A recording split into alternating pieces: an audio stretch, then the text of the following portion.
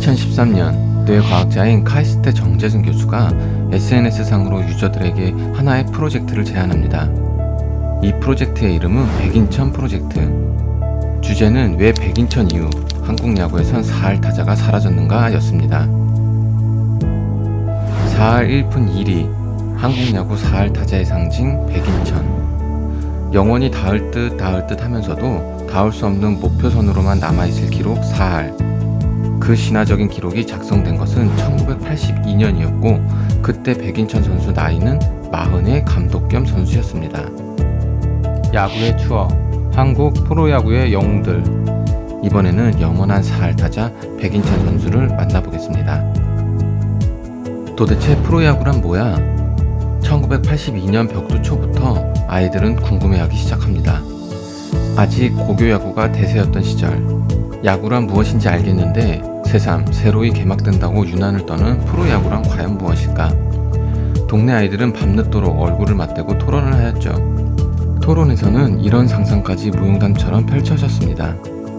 프로야구란 등장하는 타자들의 절반 이상이 유격수 땅볼만 치고 물러나는 고교야구와는 달리 만화 속에만 등장하던 온갖 신기한 마구들과 전설의 특수타법들이 충돌하며 때로는 가루가 되어버린 공이 관중석 위로 흩날리고 때로는 공이 일으킨 불길이 그라운드를 춤추게 만들 것이란 엉뚱한 상상 말입니다. 그렇게 상상 속에서만 존재하던 프로야구 실체가 드러난 1982년의 프로야구 개막 경기. 당시 MBC 청룡의 홈구장에는 지금은 상상할 수 없는 이상한 인물이 우리의 시선을 사로잡았습니다. 어느 때는 타석에 서서 방망이를 휘두르다가도 또 어느 상황에서는 덕아웃에 들어와 주자와 다음 타자에게 작전을 지시하느라 바빴던 앞머리 훤히 벗겨진 아저씨. 이처럼 감독 겸 선수 백인천은 참 당혹스러운 그림을 연출하고 있었습니다. 그의 외모에 안방과 부엌을 오가며 곁눈으로 경기를 보던 어머니들이 마침 그날 시구를 했던 전두환과 혼동하여 저 양반은 시구나 했으면 얼른 청와대로 갈 것이지 뭘 경기까지 끼어서 감나라 배나라 하느냐 라고 의아해했던 가정들의 사연도 꽤 많이 들려올 정도입니다. TV에서는 일본에서 타격왕까지 지낸 타격의 달인이라고 설명하지만 우리들 눈에 백인천의 타격 자세는 그리 멋있는 편은 못 되었습니다. 어떤 공이든 걸리기만 해보라는 듯 으르렁거리며 날카롭게 날을 세웠던 다른 선수들과 비교하자면 배트와 평행에 가까울 정도로 좁게 모아진 두 팔은 어울리지 않게 다소곳했고 스윙은 2번 연속해서 휘두르더라도 못할 것만큼 잔잔했습니다. 나중에 알게 됐습니다. 백인천이란 타자가 매우 섬세하고 꼼꼼하였기에 그런 폼으로 타격을 연마했다는 사실을요. 이런 장면도 우리의 기억 속에 남아 있습니다.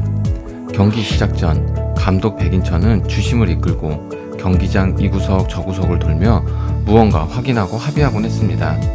그는 연신 타구가 철망을 뚫고 넘어가거나 혹은 철망에 끼어버리면 어떻게 되느냐 같은 질문을 던졌고 이에 심판은 짜증스러운 듯 답하곤 했습니다.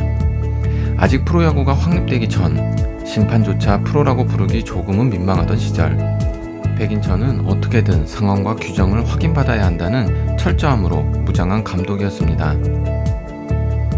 어린 시절부터 백인천은 유명한 만능 스포츠맨이었습니다. 경동고 시절 야구 선수로 뛰는 와중에 스피드 스케이트 선수로도 활동했고 1961년 500m 고등부 대회를 싹쓸이한 경력도 있을 정도였죠. 그럼에도 야구 재능이 더 뛰어났다고 합니다. 당시 그가 뛰던 1960년 한 해 경동고의 성적은 무려 32승 2무로 그야말로 초고교급 야구팀이었는데 그는 이 팀의 가장 중요한 핵심 선수였습니다. 경동고 졸업 후 농협 야구단에서 활약했던 백인천에게 일본 프로야구에서 스카우트 제의가 들어옵니다. 당시는 반일 감정이 극심했던 시절이었지만 야구 신동에게는 예외적 상황이었습니다. 이런 젊고 훌륭한 선수가 해외로 나가 많은 것을 배워야 한다는 여론이 생겨났고 한 신문 여론조사에서는 80%의 국민이 그의 일본 진출에 찬성표를 던졌습니다. 그럼에도 1962년 2월 아직 국교도 회복되지 않았던 적국 일본으로 날아갔던 그는 요즘 같은 야구 외교관이 아닌 야구라는 업종에 취업한 이주 노동자에 불과했습니다. 일본인들은 그를 몇 해 전까지 식민지 백성이라는 이유로 멸시했고 아직 자본주의의 핏줄 속으로까지 받아들이지 못했던 일부 한국인들은 돈에 팔려 적국에 엎드린 매국노 보듯 바라보기도 했으니까요.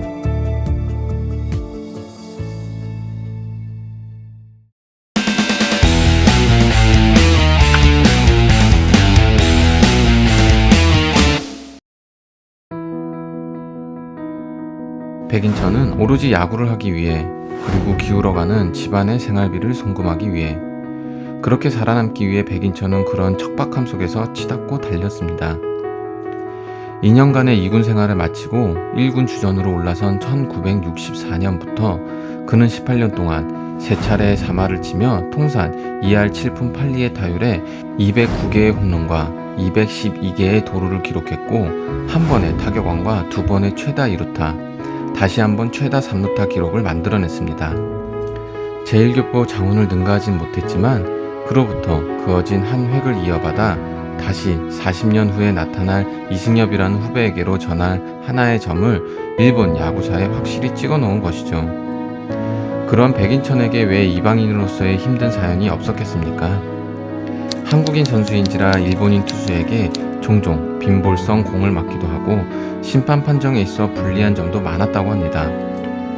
그럼에도 그는 승부 앞에선 독이 오를 대로 오른 선수였습니다. 자신에게 빈볼을 던진 투수는 세이프티 번트를 시도하면서 1루에 커버 플레이가 들어오는 그 투수의 발을 스파이크 날로 밟아버릴 정도로 보복한 적도 있으니까요. 대표적인 사건은 1970년 5월 23일 킨텐츠 버팔로즈와 시합되었습니다. 주심이었던 전직 권투 선수 출신 심판이 존에서 한참 벗어난 투구를 스트라이크로 판정하며 삼진을 선고하자 이에 발끈하여 그가 심판의 얼굴을 주먹으로 폭행한 것입니다.